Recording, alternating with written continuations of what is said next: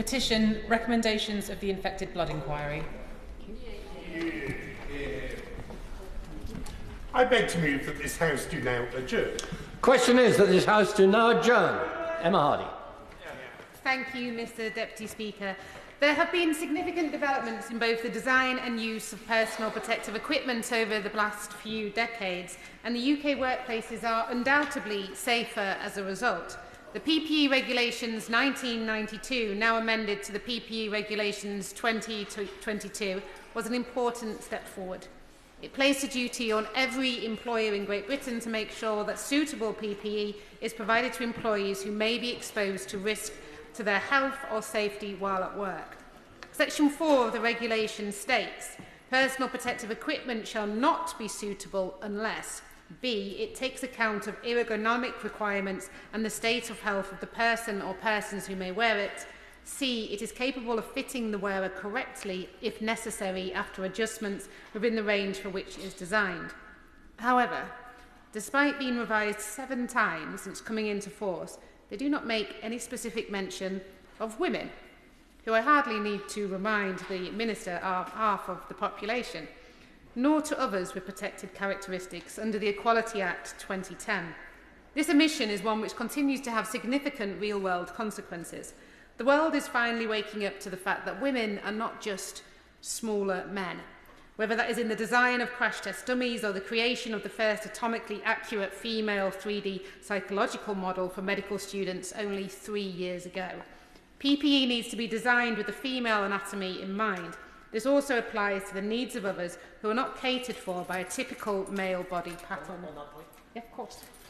Can I commend the Honourable Lady for Kingston upon Hull West and Hessle for bringing this forward, and spoke to her beforehand, Mr Deputy Speaker, as well. It is so important that everyone has access to correct fitting PPE dependent on the industry they work in. For example, those female construction workers that the Honourable Members referred to, as just one example, back home have been contacted by constituents in relation to the provision for PPE for pregnant women who are still working towards the end of their pregnancy. Does the Honourable Lady agree that more consideration must be given to ensuring that they have correctly fitting PPE, as they are more at risk from hazards and other safety concerns within the workplace? Let's do it right for them. Thank you, and I thank my honourable friend for his intervention, and I completely agree that is just what this debate is about, making sure that everyone is safe while at work. In September last year, the National Association of Women in Construction for Yorkshire published a report on the topic of women's PPE in the construction industry, which is authored by Katie Robinson. And I'd like to pay tribute to Katie as a local resident who is the person who inspired this speech today. And she's also the campaign manager for the National Association of Women in Construction for Yorkshire, which is a voluntary role that she partakes in outside of work. And she told me that most PPE distributors do stock women's PPE, but the issue can sometimes lie with employers, despite it being readily available on the market. And her study found that 59.6% of employers do not provide women-specific PPE, resulting in women wearing PPE designed for men, leading to issues relating to ill-fitting PPE. And ill-fitting PPE was found to cause a range of health and safety issues, which included increased slips, trips and falls, increased risk of entanglement, limited range of motion, decreased dexterity from gloves, impaired vision from safety glasses. Worryingly, 42% of women reported experiences relating to ill-fitting PPE, which had impacted their careers and long-term health problems, which included plantar fasciitis, motor neuroma and tendinitis from poorly fitting safety boots, an injury from suspension trauma and circulation damage from ill-fitting harnesses. Other studies have reported 40% of women reporting injury or experiencing an injury or incident that they identified to as relating to PPE. 32% of women have had to make alterations or adjustments to PPE to make it fit. 77% of women exposed to dangers because of ill-fitting PPE. And 57% of women found their PPE sometimes or significantly hampered their work. Every study reported that the majority of PPE is designed for men and is based on outdated information and measurements. It could be argued that due to a historic lack of women in some sectors of industry, that it just needs time to catch up. However, there are issues of ill-fitting PPE in female-dominated industries too, such as healthcare, where it became a headline issue during the COVID-19 pandemic. Now, inclusive PPE is defined as personal protective equipment that takes into consideration the user's protected characteristics, and momentum for change is building. Katie, who I've already mentioned, founded this PPE campaign with the aim of addressing widespread inequalities in PPE provision and design among minority ethnic groups across the construction industry and beyond. The Chartered Institute for Building has launched their PPE That Fits campaign in order to drive awareness how the ill-fitting PPE is impacting health and safety on site, while also hampering the industry's ability to attract and retrain more diverse workforce. The Considerate Construction scheme, which helps to support the construction industry to raise its standards through construction site accreditation, has mandated the requirement of women-specific PPE. The SHP is running a campaign called Protection for everyone to raise awareness around this issue, and locally, East Riding of Yorkshire Council voted to urge the UK Government to enforce inclusive PPE in STEM industries. And ARCO, based in my constituency of Hull West and Hessle, a leading UK provider of health and safety products and PPE, recognises the need for change and is fully supportive of the campaign to improve inclusivity in PPE. I understand this campaigning is indeed leading to change and that an increase in women's PPE provision has been seen since it's begun, but workers deserve a guarantee that they will be protected. And the Minister may say that the issues highlighted are covered by the regulations, but it is clear from the overwhelming evidence that as they stand, they are not effective in ensuring large numbers of workers are receiving the protection they need at work. Reference to the Equalities Act can be found in guidance surrounding the regulations, but it's not statutory. Well-fitting PPE should not be seen as best practice. It should be the minimum standard. Increasing numbers of manufacturers are creating projects designed for women, which includes maternity PPE, and those that do typically sell them at the same cost point as men's. Unfortunately, some manufacturers still only make men's PPE, meaning they can sell them at a cheaper cost point as there is more demand for men's and they're making a loss on women's. Hence why the assumption that men's PPE is cheaper than women's. This is giving a competitive advantage to companies who choose to ignore 50% of the population and all of us with protected characteristics who suffer from the impact of ill-fitting PPE.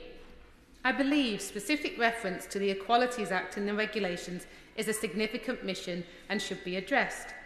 Now, I acknowledge the regulations have been regularly revised since they were drafted, and I will note that the amendments to the 2022 PPE regulations quite rightly saw fit to change pronouns to he, his and they, theirs in its inclusion. But it didn't address the issue that is materially affecting thousands of people's lives and career. So I would urge the Minister to return to them and make the necessary changes. Minister.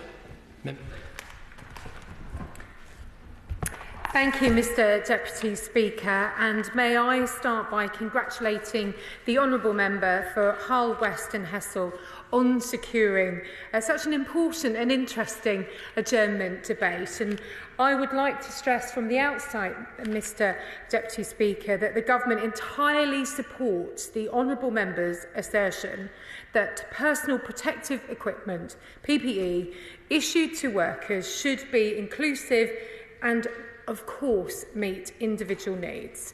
And this government recognises that when we refer to inclusive in this context, it's not just a matter of gender, but also the requirement covers disabilities, race, religion, which really emphasises the personal in the personal protective equipment PPE title.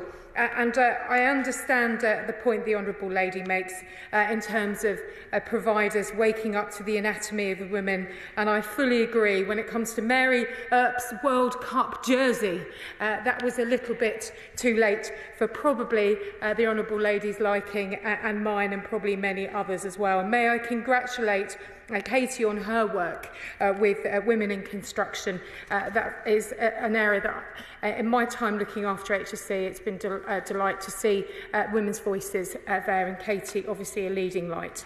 Now, Mr Deputy Speaker, it is the legal duty of the employer to protect their workers from risks to their health and safety as part of this. and they must consider ways in which they can remove or reduce risk by any other means before PPE is provided as well. And PPE is high visibility clothing, it's safety helmets, it's gloves, it's footwear, it's hearing protection, and they should be regarded as the last resort to protect against risks and for health and safety. But of course, a rounded approach must be taken. And for many workers, PPE is issued by employers to ensure that they are protected against the risks that cannot otherwise be controlled, as I've outlined.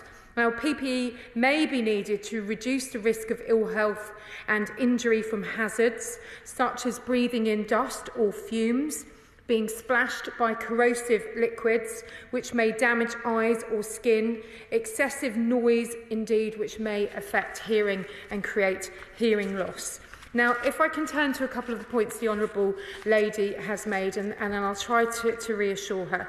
I understand that the relevant trade association, the British Safety Industry Federation, BSIF, is initiating a project with the British Standards Institute to look at whether industry standards can be better framed to ensure that inclusive PPE is better designed, and manufacturers make up a significant proportion of those who sit on the relevant British Standard technical committees for products of this type and are capable, rightly, of influencing the range of what can be supplied this way. Now, the Honourable Lady talked about the Equality Act and the setting out of a number of characteristics which are protected and prevent workers from being discriminated against in relation to these regulations. These protected characteristics cover age, disability, gender reassignment, marriage and civil partnership, pregnancy, maternity, race, religion or belief, and sex and sexual orientation.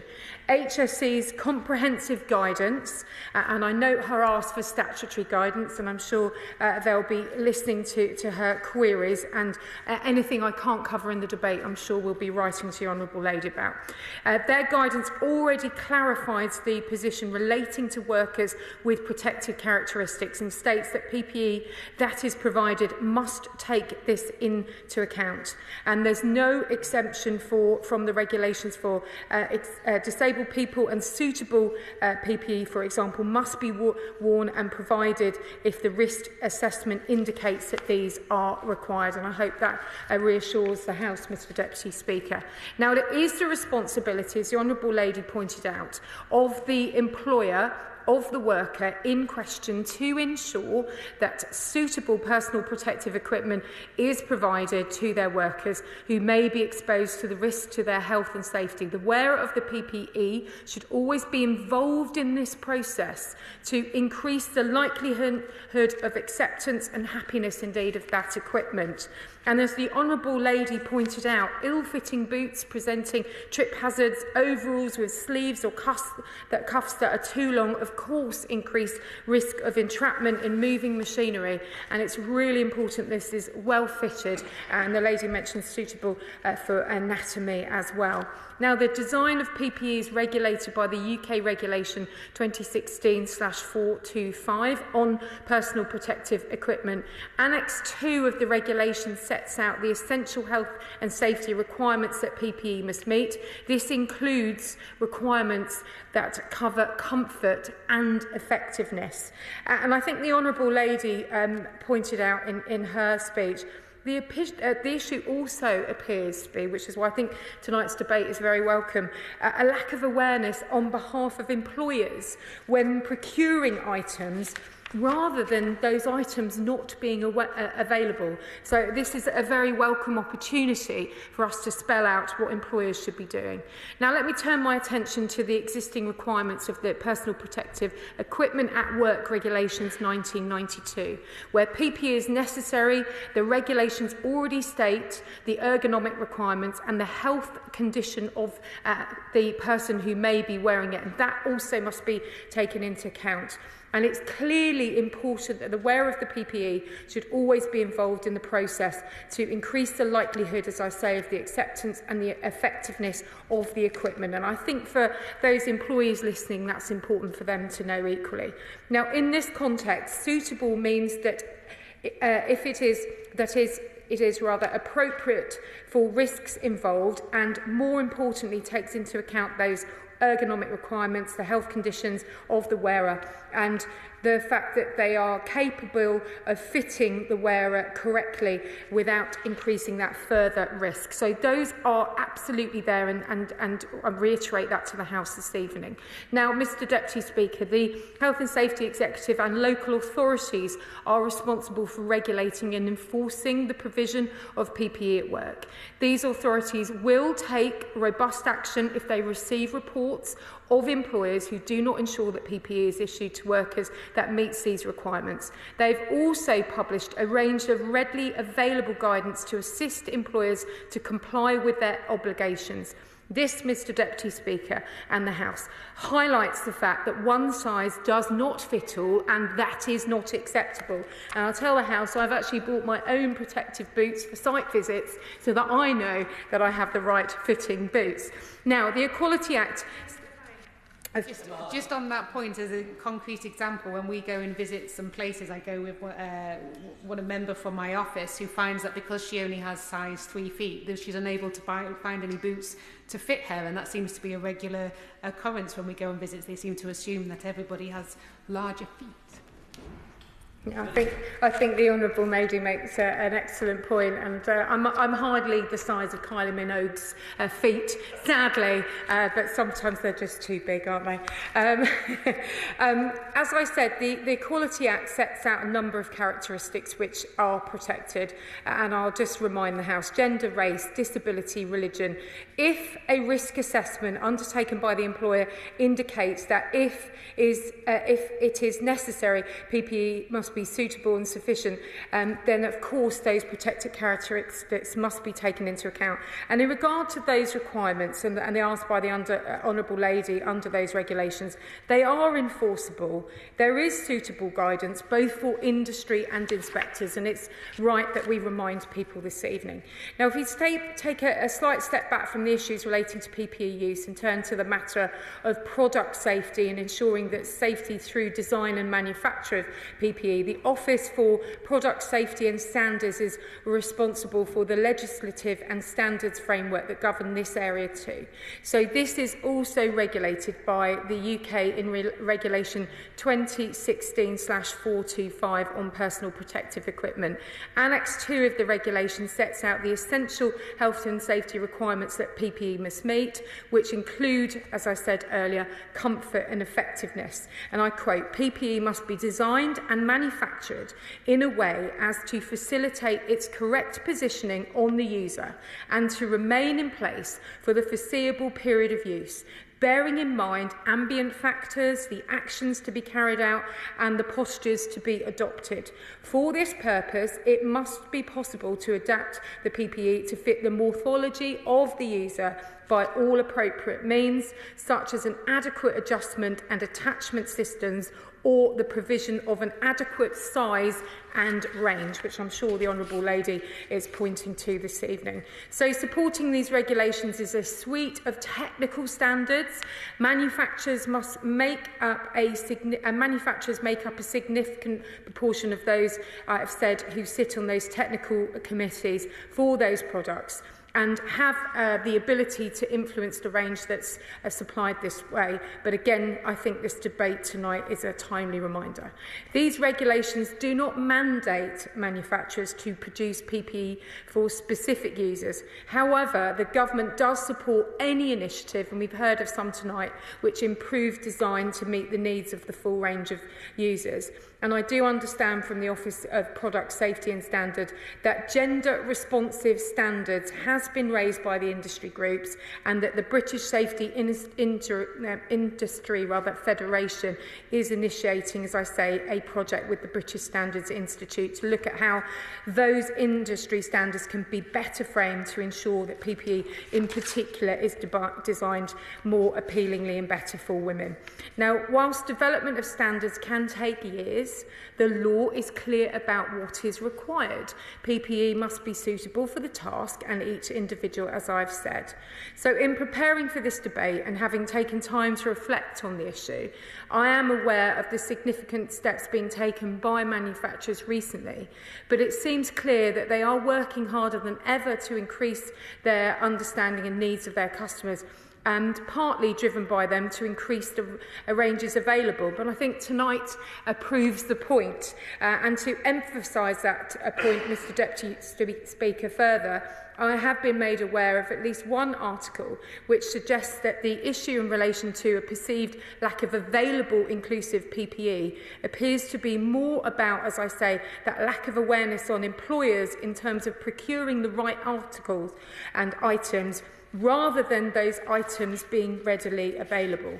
And in addition, Mr Deputy Speaker, a recent article in the New Civil Engineer highlighted the PPE campaign, which is working to raise awareness and address inequalities in PPE provision and design amongst minority groups, and of course a focus on women, but also in wider minority groups.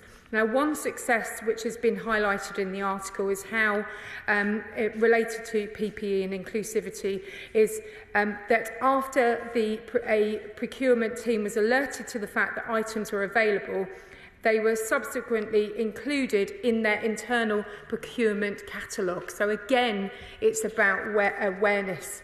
Now, while I'm touching on some successes of recent work, there is clearly more to be done, which is what tonight's about, and this is why the Health and Safety Executive has lent its support to the campaign launched by the Health and Safety Practitioner. This campaign is called Protection for Everyone. It aims to raise awareness around the effect of ill-fitting PPE and contains stories from those who face challenges in getting suitable PPE.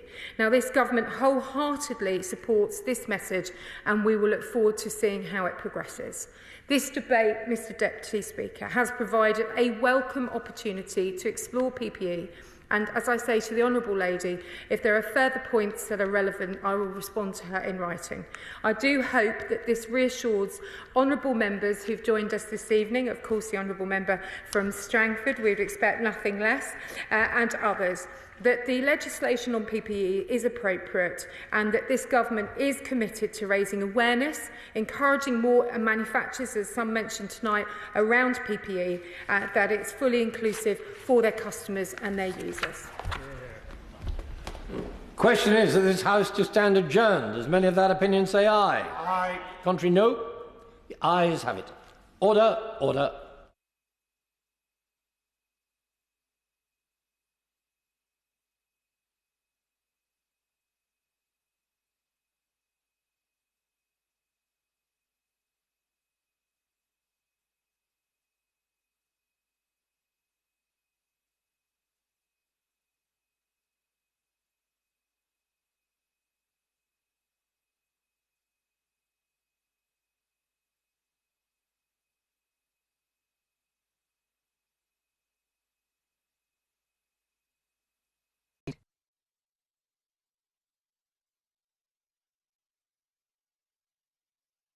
The proceeding has ended.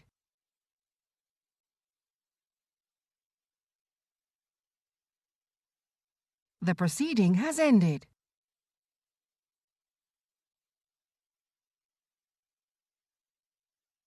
The proceeding has ended.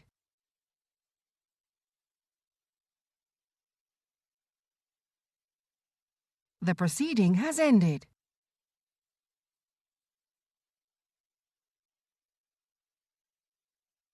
The proceeding has ended.